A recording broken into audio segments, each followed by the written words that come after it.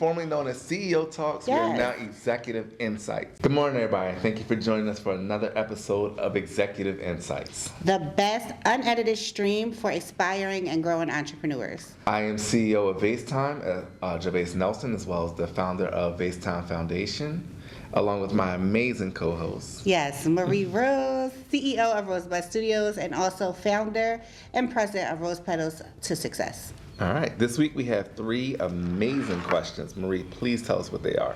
Okay, y'all. So question 1, how do you set goals for your business? I like that. Question 2, what are the most important legal or regulatory considerations a new business owner should be aware of? What? I know, right? And number 3, what problem does your business solve, and do you think this problem is still as relevant today as it was when you started? Didn't I solve it? Like, what? Please remember that everything we're about to say is general advice, shared from our actual experiences and research.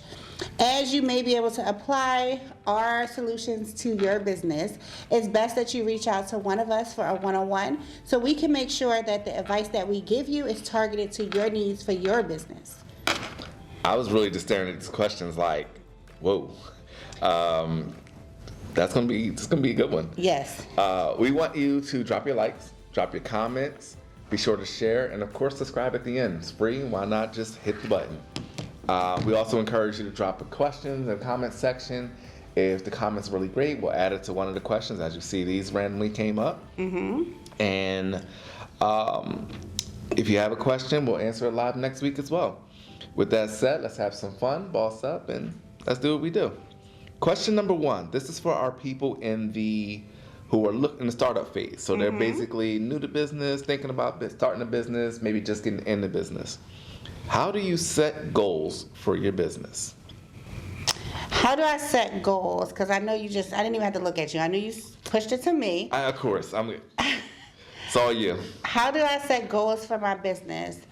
My focus is really on elevating. So my goals are based on once I meet a goal. So I feel like I didn't really have a 5-year plan. Mm-hmm. It was more generalized. My goals are based on, okay, I reached a new level of something. I accomplished reaching this goal amount in sales. I accomplished this certification. I went to this training and they told me that I need to implement this in my business. So that's my new goal, is to implement that. Gotcha. It's based on, as I grow, my goals begin to develop through my growth process. And then I know you go the other direction. You plan ahead. Right. Where I plan back like the other way. You go the opposite way. Yes. So as I learn, I set goals to accomplish more. And I just keep going up, and then I look back and see how much I accomplished throughout the year. So I was sitting there, as you were saying, I was thinking, like, how I do my goals the opposite way. But how do I don't think I've ever said how I actually come about making that goal, or how do I even come up with the goal. Mm-hmm. So I'm big on I do good and bad. I try to focus on 2 things that I did good the year before. Mm-hmm. So I always keep the metrics for things, and then I'll build on it.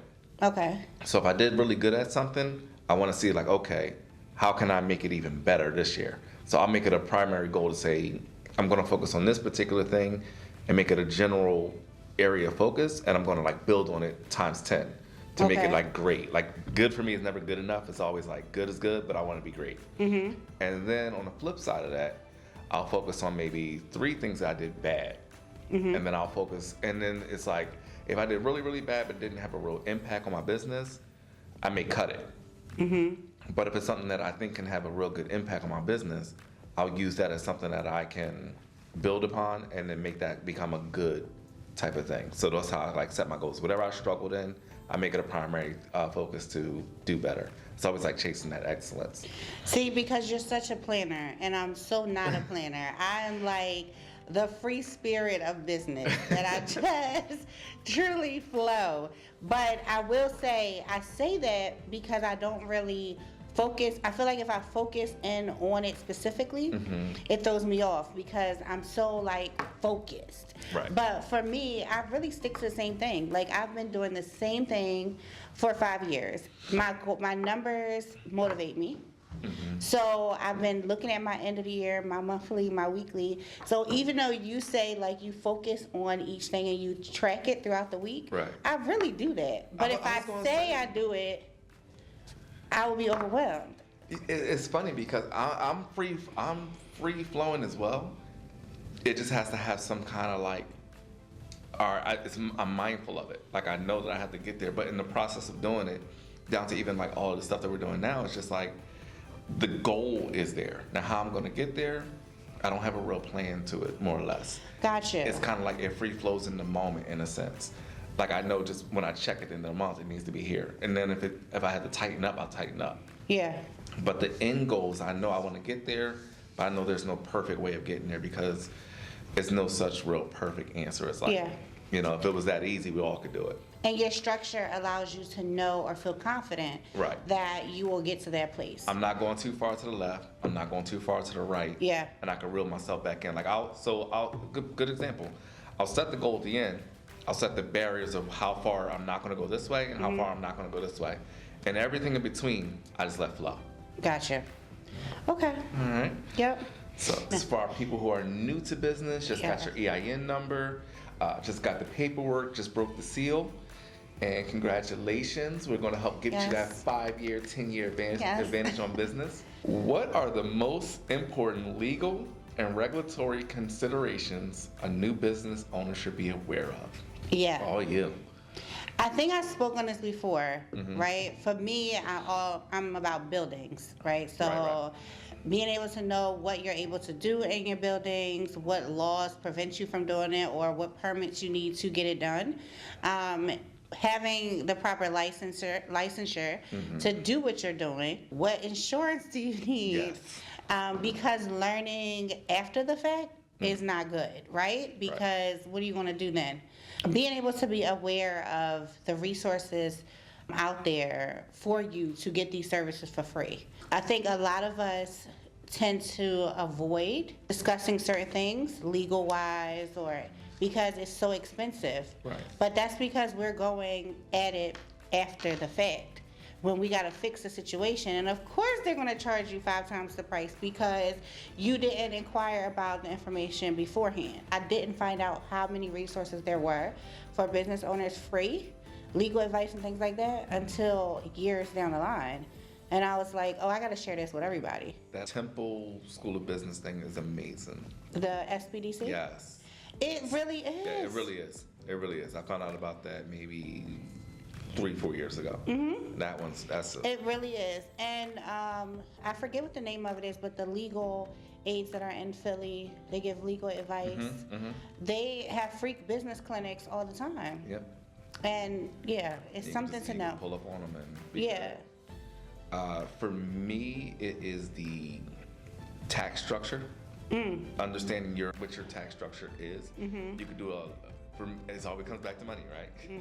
You can do all this work, you can make all this money, but if you don't have the proper tax structure, you're gonna lose a lot of it come March, April, May.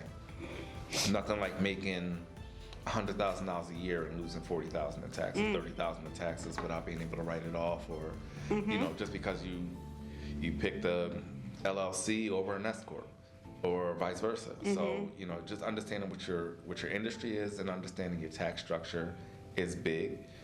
Meet with your consultant, meet with your accountant, check with them quarterly, and different things like that is big for me because that helps with your compliance. So a lot of that stuff pays a part. And I would say your insurance. Yeah. Because I'm in the service industry, please have insurance before you go on a site and you do work for people or different things like that, because you could be at risk at all times, and it's not even something you did. It could be somebody on your team. It could be a freak accident. I mean, you could hit something and a rock can shoot from underneath your tire and break somebody's window.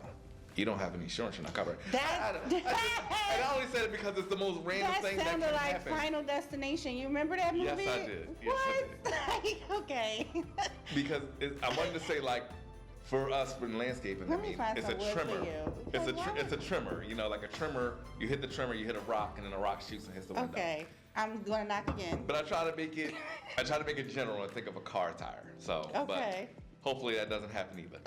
But in the event that it should, and you have insurance, you can cover it and it doesn't hurt your pocket Yes. in the back end. So insurance is very, very a good thing that you should have when going into business. You should have that day one before you even do any type work. Tax structure and insurance. So it sounds like that overall cliche advice, right? Make sure you have insurance before you go in. But it's so true, because something that I didn't know was if a tragic event happens and the power goes out in the building and you have clients, speaking from my service base, they can have interruption something in their insurance that will pay them for the day of lost work or cover the deposits of the clients who they couldn't see because this tragic event happened in their building that prevented them from seeing clients.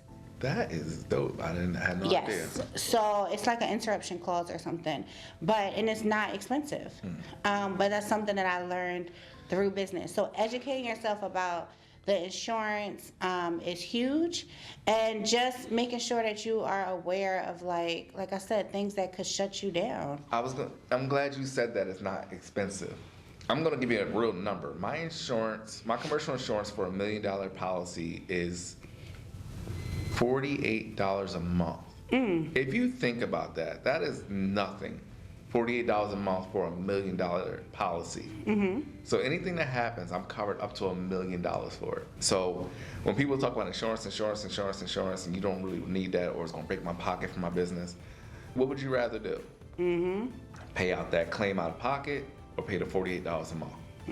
And you can shop around. You don't have to just go with one particular brand or one particular insurance carrier for your business. So it's definitely something you want to do day one of your business, is be insured. So I'm going to put this out there because this is something that'll probably blow so many people's minds. Did you know that if you have chairs in your space and someone breaks a chair, that you are responsible because Really? if they were, so on the bottom of the chairs it has a sticker, and the sticker from the manufacturer says what the safe weight is. And if a person sits in that chair and say the sticker says 200 pounds and they were 250 and you didn't have another option, nor did you have a sign in your place that said the chair's limit is 200, you are liable for them breaking that chair. So we give me some real examples right now. Yes. I had no idea. Yeah, so, and coming from experience. I was gonna say, that sounds like a personal. Let me not put some experience. wood for you, but But no, that is, people don't know that. So educating yourself on what do you need, like what are some things that could happen, like risk management, like understanding, okay, what do I do? Look at the Lyft driver, right? Where the girl is suing. The rapper. You know, so, and now I went to CHOP and they had like these chairs at the end of each table, and this is what made me think I should say this if a question came up, because at the end of each table was a wide chair. And I was like, well, why are these random chairs? I'm like, because it's in the room and there's an option now. Right. So if they To sit on prevent- that one and break that one, you had the option of another chair. Yeah. Genius. This is for our established business owners looking for innovative ways to scale their business, or just ways of doing things different, or just want to stay in the loop of what's going on today. First and foremost, thank you very much for being in business as long. You are an inspiration to us. As someone that's been in business for a few years, 7 years now, oh my gosh. And just keep going, and thank you so much for all that you did to pave the way. What problem does your business solve? And do you think this problem is still as relevant today as it was when you started? Okay. Yes. So my business was started, I'm going to speak about Rosebud Studios. So Rosebud was created to provide a space for business owners that were service-based business owners to be able to operate their business outside of their home and in a safe place, not traveling, especially hairstylists and things like that, to other people's houses, putting their family at risk either from medical reasons or physical at risk by going to another person's home or telling people where you live. It is still relevant today because that is still a thing. Yeah. People still do travel to people's homes, individuals' homes, or visit people in the community. Now they have a physical space, a safe space that they can service their clients without the clients being exposed to their personal information. And for people who don't need an office, we have virtual addresses. So it still protects the privacy of the business owner. So yes, that's still very much relevant to today. It solves the issue still, and it's still so many people that are not aware. This is true. I would say if you work from home and your place of home is your business residence, get a virtual address. I have one with Marie. It's amazing. It takes a load off your mind. You don't have to put your information out there. So I can speak, and as a testament, it does work. And if you need a business office, check her out here down in Clearfield. Amazing Thank you. building here, beautiful offices, and they're filling up fast. Thank you. So to have a real example, someone came to me recently, in the past week, and he told me that he does like merchant services. Okay. And he works with a bunch of different business owners. And the person needed to pick up a document from him. So they asked to come to his office to pick it up. So he gave them the address to come pick up the document. Well, a week later, they were at his house at 8 p.m. at night, and she wanted another document. But that's his personal address. And he just pulled up on them. Pulled up at 8 o'clock at night, no notice. Yeah. So that is the purpose of Rosebud, to protect your space, to protect where you live at, because that could have been an angry client. And anybody, it takes 5 minutes to look up your business address online. And if that's your house address, now I know where you live. For me with FaceTime, number one thing that I wanted to do was to bring high quality landscape services to the inner city area. A lot of people do not service Philadelphia with high quality landscape services because our streets are small, our yards are small, you can't get a lot of equipment in there, which means you have to do a lot of physical labor. It's time consuming, and a lot of our landscapes are left unchecked and unmanaged and unmaintained, and it has a trickle effect that I've come to find out. It doesn't help. It doesn't do well for the well-being of people. It doesn't do much for their sense of pride and community. It doesn't do well for their just their overall well-being and mental space. So I like to help beautify the areas in Philadelphia with high-quality landscape services that are not just traditional mowing and trimming, but actual beautification and curb appeal. So that is something that I think we're solving. That is something that we're doing, and it's becoming more and more popular. And it's growing at a very, very rapid pace. And working with the people that I'm working with now, it's really, really taken on legs, and I'm very proud of where we are right now, just to continue to grow. But there's a lot more work to do, because a lot of people don't even know what kind of high quality services they can have in their backyards. Okay, it's a 300 square foot section, which is a 30 by 10. You can deck that out completely and have a whole oasis in your yard that you're already in row homes, and you're already, you're overwhelmed, you're overstimulated, you're in the house all day, and then you step into your yard, and now you have this getaway that's just a peace of mind and a personal well-being. That's an extra add-on to your home, and just get away and breathe. So that's something that we try to do with FaceTime. That's one of the things we do with it that I want to do a whole lot more of, and that's one of my driving forces. How you stay focused and distraction free Okay. to get done what you need to do. Okay, so that is my life, right? So I had to try to break it down. There's a lot of stuff that, every day that I open my phone, it's going to be things distracting me. The computer is going to be emails, right? Today I discovered a whole new database that I was like, what? And to not focus on it, because I was like, I want to do this right now.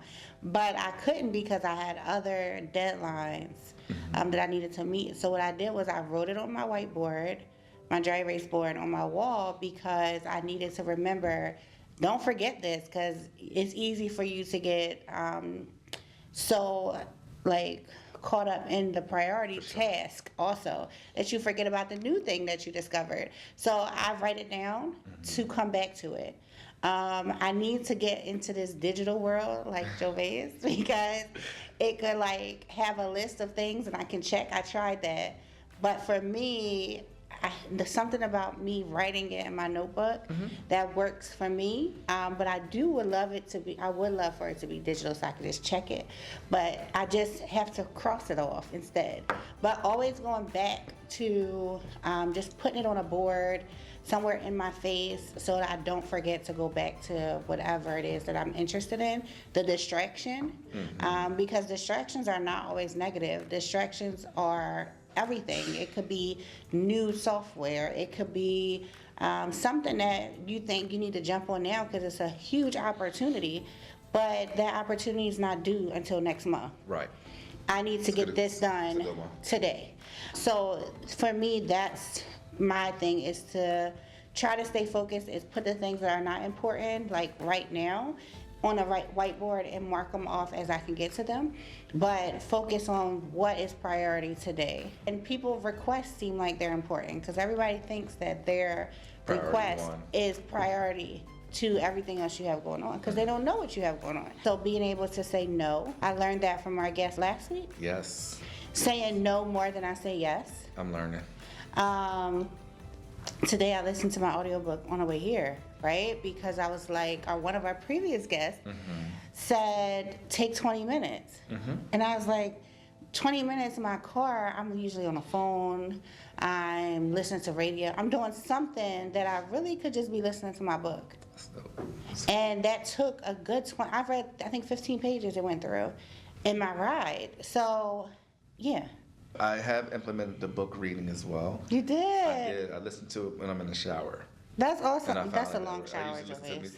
You know. Wait a minute. I'm a big guy. Okay. But I used to sit in the shower and getting dressed. Okay, all right. I needed you to finish that sentence. The shower and getting dressed, that whole process. How I do with distractions, I'm pretty disciplined. I have my schedule. I have my days are pretty well scripted. When things happen as distractions, I have a good and bad problem, and a lot of people will attest to this. I have a laser focus, and I say it's good and bad.